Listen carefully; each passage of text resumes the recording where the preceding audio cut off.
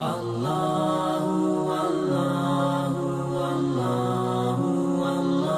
لیے میں کہتا ہوں اللہ والوں کی صحبت سب سے اہم چیز ہے. دیکھو صحابہ حاجی بھی تھے، نمازی بھی تھے، مجاہد بھی تھے. جان دینا سب سے مشکل ہے نا، جان دینی سب سے مشکل ہے، لیکن ان کا نام مجاہدین، حاجی، نمازی یا مجاہد نہیں پڑا. نبی کی صحبت کی برکت سے ان کا نام کیا پڑا؟ صحابی. پھر جو صحابہ کی صحبت میں بیٹھنے والے وہ بھی حاجی تھے، نمازی تھے، مجاہد تھے، وہ صحبت کی وجہ سے کیا بنے؟ تابعی. جو ان کی صحبت میں بیٹھنے والے وہ تبع تابعی. اسی طرح قیامت تک اولیاء اللہ صحبت کی وجہ سے بنے. اس لیے حضرت مولانا عبدالغنی پھول پوری، یہ ایک بہت اسلام اخبار والے شیخ تھے، مولانا رشید احمد مفتی رشید، ان کے شیخ ہیں. تو حضرت روز ایک ہی بات کرتے ہیں، بھئی اچھی سنگت، اچھی صحبت، اچھی سنگت، اچھی صحبت میں بیٹھا کریں.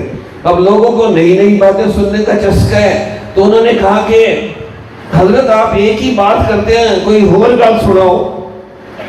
تو حضرت نے ان کو سمجھانے کے لیے کہا آپ صحابی بن جائے. کہا جی میں تو نہیں بن سکتا، نبی کی صحبت نہیں ہے. کہا پھر تابعی بن جاؤ. کہا وہ بھی نہیں بن سکتا. کہا تبع تابعی بن جاؤ. کہا وہ بھی نہیں بن سکتا. کہا اللہ والا بن جاؤ. کہا اللہ والا تو تب بنوں گا جب اللہ والوں کے ساتھ سنگت، صحبت، دوستی رکھوں گا. تو حضرت نے ناراض ہو کے کہا میں جھک مار رہا ہوں، صحابہ صحبت سے بنے، تابعین صحبت سے بنے، تبع تابعین صحبت سے بنے، اور قیامت تک اولیاء اللہ اللہ والوں کی صحبت سے بنے. سبحان اللہ. صحبت صالح تو راہ صالح کند، صحبت طالع تو راہ طالع کند. نیک کی صحبت تمہیں بڑی جلدی نیک بنا دے گی، اور برے کی صحبت تمہیں بڑی جلدی برا بنا دے گی. تو آج اچھی صحبت تو بڑی مشکل سے ملتی ہے، لیکن بری صحبت ہر جگہ ملتی ہے.